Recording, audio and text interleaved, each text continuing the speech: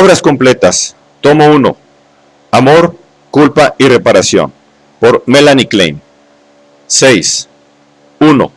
El desarrollo de un niño. 1. La influencia del esclarecimiento sexual y la disminución de la autoridad sobre el desarrollo intelectual de los niños. La cuestión de la existencia de Dios. La muerte.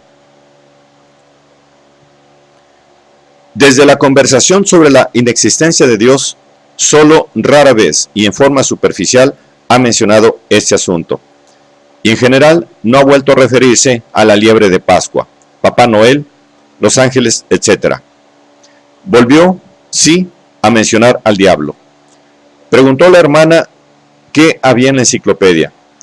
Cuando ella le dijo que se podía buscar ahí todo lo que uno no sabía, el niño preguntó, ¿hay algo ahí sobre el diablo? Tras su respuesta, sí, dice que no hay diablo. No hizo ningún otro comentario. Parece haberse construido él solo una teoría sobre la muerte, como apareció primero en sus observaciones sobre los niños L. Cuando volvamos otra vez, en otra ocasión, dijo, me gustaría tener alas y poder volar. ¿Tienen alas los pájaros cuando están quietos y muertos?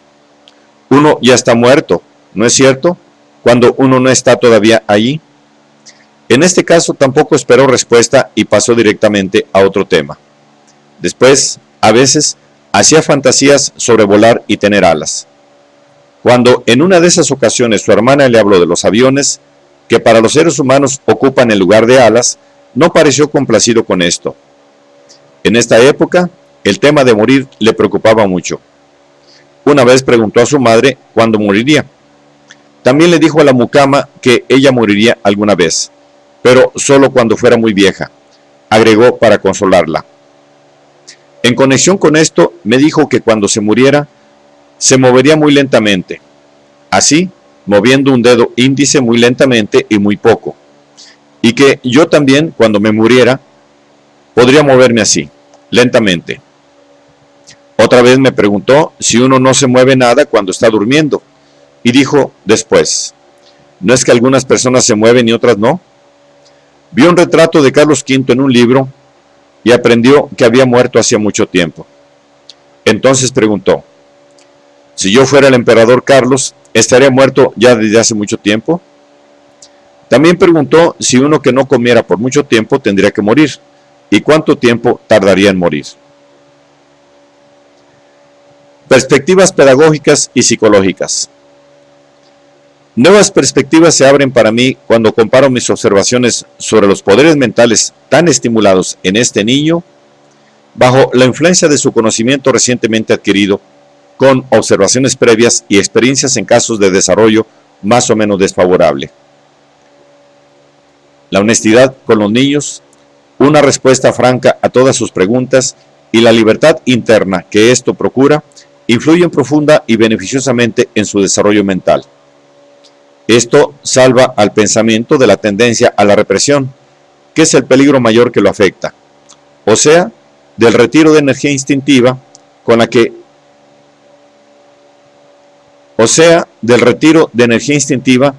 va parte de la sublimación y de la concurrente represión de asociaciones conectadas con los complejos reprimidos, con lo que queda destruida la secuencia del pensamiento. En su artículo, Ferenczi dice, estas tendencias que, debido a la aculturación de la raza y del individuo, se han tornado muy dolorosas para la conciencia y por eso se reprimen, arrastran a la represión gran número de otras ideas y tendencias asociadas con estos complejos y las disocian del libre intercambio de pensamiento o por lo menos les impiden ser manejadas con realismo científico. Creo que en este perjuicio principal, hecho a la capacidad intelectual, al cerrar a las asociaciones el libre intercambio de pensamientos, también debe tomarse en cuenta el tipo de perjuicio infligido. ¿En qué dimensiones han sido afectados los procesos de pensamiento? ¿En qué medida ha quedado definitivamente influida la dirección del pensamiento? Es decir, si en amplitud o en profundidad. La clase de perjuicio responsable, en este periodo en que despierta el intelecto de la aceptación de las ideas por la conciencia, o de su rechazo por resultar intolerable, Será de importancia porque este proceso persiste como prototipo durante toda la vida. El perjuicio podría ocurrir en tal forma que tanto la penetración en profundidad como la cantidad en extensión podrían quedar menoscabadas hasta cierto punto independientemente la una de la otra. Probablemente en ninguno de los casos el resultado sería un simple cambio de dirección, ni la fuerza extraída de una dirección beneficiaría a la otra. Como puede inferirse de todas las otras formas del desarrollo mental que resultan de la represión, la energía que sufre la represión permanece ligada. Si hay oposición a la curiosidad natural y al impulso a indagar sobre lo desconocido y sobre datos y fenómenos previamente supuestos, entonces también se reprimen las indagaciones más profundas en las que el niño teme inconscientemente que puede encontrarse con cosas prohibidas o pecaminosas. Sin embargo, también quedan reprimidos simultáneamente todos los impulsos a investigar problemas más profundos en general. Se establece así un rechazo para la investigación minuciosa en y por sí misma. Y en consecuencia, se abre el camino para que el placer innato e indomable de formular preguntas solo actúe en superficie y lleve solo a una curiosidad superficial o, por otra parte, puede aparecer el tipo de persona talentosa, tan frecuente en la vida diaria y en la ciencia, que, aunque poseedora de una gran riqueza de ideas, sin embargo fracasa en los más profundos problemas de su ejecución. También pertenecer al tipo de persona práctica, adaptable e inteligente, que puede apreciar las realidades superficiales, pero es ciega para las más profundas, que en cuestiones intelectuales no puede distinguir lo verdadero de lo dogmático. El miedo a tener que reconocer como falsas las ideas que la autoridad le impone como verdaderas, el miedo a tener que sostener desapasionadamente que cosas repudiadas e ignoradas existen efectivamente, lo ha conducido a evitar penetrar más profundamente en sus dudas y en general a huir de la profundidad.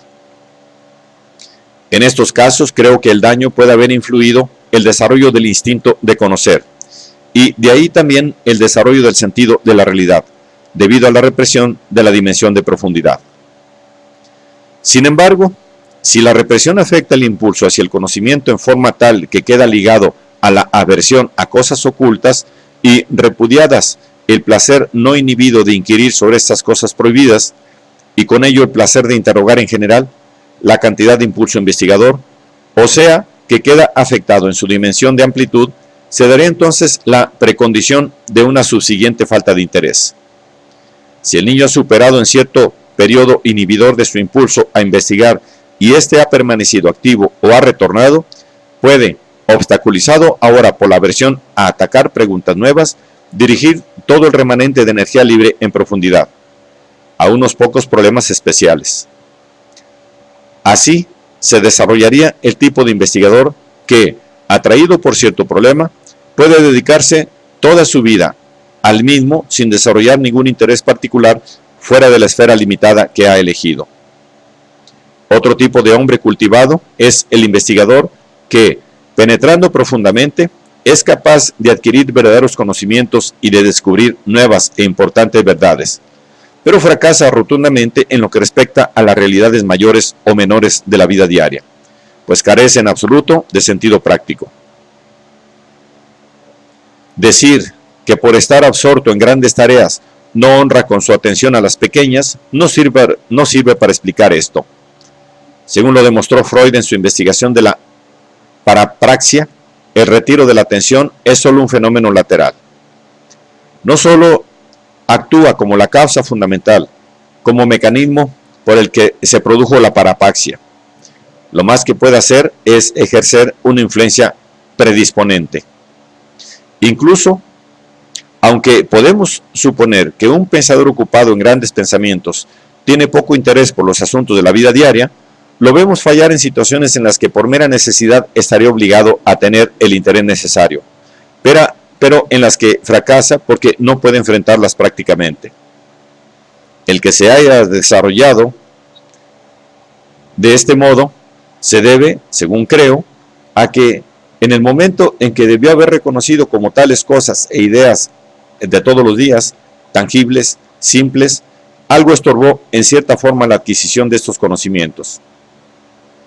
una condición que en este estadio seguramente no sería retiro de la atención por falta de interés en lo simple e inmediato, sino que solo podría ser la represión. Puede suponerse que en una época anterior, habiéndose formado en él una inhibición para conocer otras cosas primitivas y repudiadas, reconocidas por él como reales, el conocimiento de cosas de la vida diaria, de las cosas tangibles, originales, se le presentaban, también fue arrastrado a esta inhibición y represión. Por consiguiente, quedaría solo abierto, sea que se vuelva de inmediato hacia él o quizá solo después de superar cierto periodo de inhibición, el camino hacia las profundidades, de acuerdo con los procesos de la infancia que constituyen el prototipo y vería la amplitud y la superficie.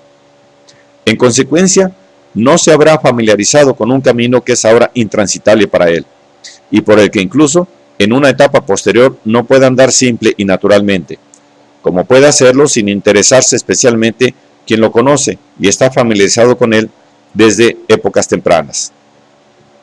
Se ha pasado por alto este estadio, que está cerrado por represión, así como, contrariamente, el otro, la persona eminentemente práctica, solo era capaz de alcanzar este último estadio, pero reprimía todo acceso a los estadios que llevan a lo más profundo. Sucede a menudo que niños que manifiestan en sus observaciones generalmente el comienzo del periodo de latencia, una capacidad mental extraordinaria, y parecen justificar grandes esperanzas para el futuro, más tarde quedan rezagados y luego, aunque probablemente sean adultos bastante inteligentes, no dan pruebas de poseer un intelecto superior al término medio. Las causas de este fracaso podrían involucrar un daño mayor o menor en una u otra dimensión de la mente. Esto se confirmaría por el hecho de que tantos niños que por su extraordinario placer en hacer preguntas y por la cantidad de preguntas que hacen, o por sus constantes investigaciones del cómo y por qué de todo, fatigan a los adultos. Sin embargo, después de algún tiempo renuncian a ellas y finalmente manifiestan poco interés o superficialidad de pensamiento. El hecho de que el pensar, afectado en total o en una u otra dimensión, no pudo en ellos extenderse en toda dirección, impidió el gran desarrollo intelectual al que cuando niños parecían destinados. El repudio y la negación de lo sexual y primitivo son las causas principales del daño ocasionado al impulso a conocer y al sentido de la realidad, y ponen en marcha la represión por disociación. Pero al mismo tiempo, el impulso hacia el conocimiento y el sentido de la realidad están amenazados por otro peligro inminente. No un retiro, sino una imposición, la de forzarles a ideas ya confeccionadas, presentadas en tal forma que el conocimiento de la realidad que tiene el niño no se atreve a revelarse y nunca intenta sacar conclusiones o deducciones, por lo que se ve permanentemente afectado y dañado. Tenemos tendencia a subrayar el coraje del pensador que, en oposición a la costumbre y a la autoridad, logra llevar a cabo investigaciones completamente originales. No habría tanta necesidad de coraje si no fuera que los niños necesitan un espíritu especial para pensar por sí mismos, en oposición a las más altas autoridades. Las cuestiones delicadas que en parte son negadas y en parte prohibidas. Aunque se observa con frecuencia que la oposición desarrolla los poderes que surgen para superarla, esto no se aplica al desarrollo mental o intelectual de los niños. El desarrollarse en oposición a todos no significa menos dependencia que el sometimiento incondicional a la autoridad. La verdadera independencia intelectual se desarrolla entre ambos extremos. El conflicto que el naciente sentido de la realidad tiene que comprender contra la innata tendencia a la represión, el proceso que hace que el conocimiento, al igual que las adquisiciones de la ciencia y la cultura en la historia de la humanidad, también en el individuo, deba ser adquirido con dolor, junto con los inevitables obstáculos encontrados en el mundo exterior, son todos sustitutos más que suficientes de la oposición, que se supone que actúa como incitante del desarrollo, sin poner en peligro su independencia. Todo lo demás que tenga que ser superado en la infancia, ya sea oposición o sometimiento, toda resistencia externa adicional es, por lo menos, superflua, pero muy frecuentemente perjudicial porque actúa como restricción y barrera. Aunque se pueden encontrar a menudo grandes capacidades intelectuales junto con inhibiciones claramente reconocibles, aún entonces las primeras debieron sentirse afectadas por influencias perjudiciales y restrictivas al comienzo de sus actividades.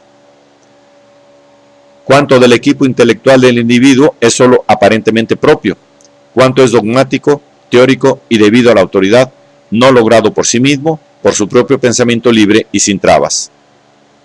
Aunque la experiencia adulta y el insight hayan encontrado la solución para algunos de los interrogantes prohibidos y aparentemente incontestables de la infancia, interrogantes que están, por lo tanto, destinados a la represión, esto, sin embargo, no anula el obstáculo al pensamiento infantil ni lo transforma en banal. Porque, si más tarde el individuo adulto es aparentemente capaz de superar las barreras erigidas frente a su pensamiento infantil, cualquiera que sea la forma utilizada para enfrentar sus limitaciones intelectuales, sea desafío o temor, esta forma sigue siendo la base para la total orientación y modo de su pensamiento, sin que la afecten sus conocimientos posteriores. La sumisión permanente al principio de autoridad, la mayor o menor limitación y dependencia intelectual permanente están basados en esta primera e importantísima experiencia de la autoridad, en la relación entre los padres y el niño pequeño. Su efecto se ve reforzado y apoyado por el cúmulo de ideas éticas y morales que se le presentan al niño debidamente completadas y que forman otras tantas barreras a la libertad de su pensamiento.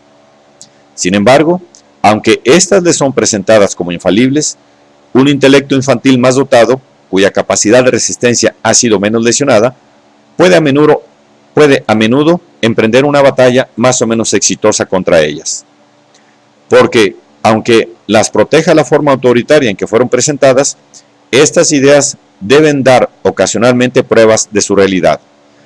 Y en esas ocasiones no se le escapa al niño observador que todo aquello que se espera de él como natural, bueno, correcto y adecuado, no es siempre considerado del mismo modo y en referencia a ellos mismos por los adultos que lo exigen del niño. Así, estas ideas siempre presentan puntos de ataque contra los cuales puede emprenderse una ofensiva, por lo menos en forma de dudas. Pero cuando las primeras inhibiciones fundamentales han sido más o menos superadas, la introducción de ideas sobrenaturales no verificables presenta un nuevo peligro para el pensamiento. La idea de una deidad invisible, omnipotente y omnisciente es abrumadora para el niño, tanto más debido a que dos cosas favorecen marcadamente su fuerza efectiva. Una es una necesidad innata de autoridad. Freud dice de esto en Leonardo da Vinci, Estudio psicosexual de un recuerdo infantil, Londres, 1922. La religiosidad puede retrotraerse biológicamente al prolongado periodo de desamparo y necesidad de ayuda del niño pequeño. Cuando el niño crece y se da cuenta de su soledad y debilidad ante las grandes fuerzas de la vida, percibe esta situación como la de su infancia y trata de negar su desolación con una revivificación regresiva de las fuerzas protectoras de la infancia.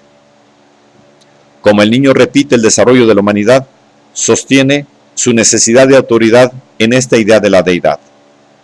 Pero también el innato sentimiento de omnipotencia, la creencia en la omnipotencia del pensamiento, que, como hemos aprendido de Freud y de las etapas en el desarrollo del sentido de la realidad de Ferenczi, están tan profundamente arraizadas y por lo tanto son permanentes en el hombre. El sentimiento de la propia omnipotencia acoge la aceptación de la idea de Dios. Su propio sentimiento de omnipotencia conduce al niño a atribuirla también a su ambiente. Por consiguiente, la idea de Dios, que equipara a la autoridad con la más completa omnipotencia, se encuentra a mitad del camino con el sentimiento de omnipotencia del niño, ayudándolo a establecer este último y contribuyendo también a impedir su declinación. Sabemos que también a este respecto es importante el complejo paterno, y que la forma en que queda fortificado o destruido el sentimiento de omnipotencia por la primera desilusión seria del niño, determina su desarrollo como optimista o pesimista, y también su viveza y espíritu de empresa, o un escepticismo apabullante. Para que el resultado de este desarrollo no sea la utopía y la fantasía ilimitadas, sino el optimismo, el pensamiento debe proporcionar una oportuna corrección. La poderosa inhibición religiosa del pensamiento, como la llama Freud, estorba la oportuna corrección fundamental del sentimiento de omnipotencia por el pensamiento. Lo hace porque abruma al pensamiento con la introducción dogmática de una autoridad poderosa e insuperable. Y se infiere también la declinación del sentimiento de omnipotencia que solo puede tener lugar tempranamente y por etapas, con ayuda del pensamiento. Pero el desarrollo completo del principio de realidad, hasta llegar al pensamiento científico, depende estrechamente de que el niño se arriesgue pronto a realizar el ajuste que debe hacer por sí mismo entre los principios de placer y realidad. Si este ajuste se hace afortunadamente, entonces el sentimiento de omnipotencia quedará colocado sobre cierta formación de compromiso con respecto al pensamiento, y se reconocerá al deseo y la fantasía como perteneciente al primero, en tanto que el principio de realidad regirá en la esfera del pensamiento y de los hechos establecidos. Pero la idea de Dios actúa como un tremendo aliado de este sentimiento de omnipotencia, un aliado casi insuperable, porque la mente infantil, incapaz de familiarizarse con esta idea por los medios usuales, pero por otra parte demasiado impresionada por su apabullante autoridad como para rechazarla, ni siquiera se anima a tratar de luchar o tener una duda contra ella. El que la mente pueda después de algún momento, quizá, superar incluso este impedimento, aunque muchos pensadores y científicos nunca hayan saltado esta barrera, y por eso su obra ha terminado ahí, esto sin embargo no anula el daño infligido.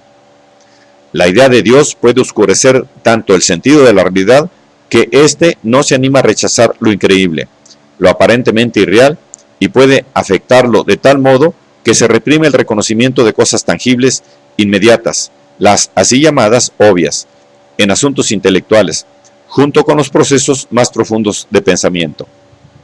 Sin embargo, es cierto que lograr este primer estadio del conocimiento e inferencia sin restricción, aceptar lo simple tanto como lo maravilloso, solo sobre los propios fundamentos y deducciones, incorporar en el propio equipo mental solo lo que es realmente sabido, es sentar las bases para un desarrollo perfectamente desinhibido de la propia mente en cualquier dirección. El perjuicio ocasionado puede variar en tipo y grado, en mayor o menor medida, pero de seguro que no lo evita un posterior esclarecimiento. Así, incluso después de los daños primeros y fundamentales al pensamiento de la temprana infancia, la inhibición establecida después por la idea de Dios sigue siendo importante. Por consiguiente, no basta con omitir solo el dogma y los métodos del confesionario en la crianza del niño, aunque sus efectos inhibitorios sobre el pensamiento se reconozcan más generalmente. Introducir la idea de Dios en la educación y dejar después al desarrollo individual el enfrentarse con ella no es de ningún modo el recurso para dar al niño libertad a este respecto. Pero por esta introducción autoritaria de esa idea, en un momento en que el niño no está preparado intelectualmente para la autoridad y está indefenso frente a ella, su actitud en este asunto queda tan influida que no puede nunca más, o solo a costa de grandes luchas y gastos de energía, liberarse de ella.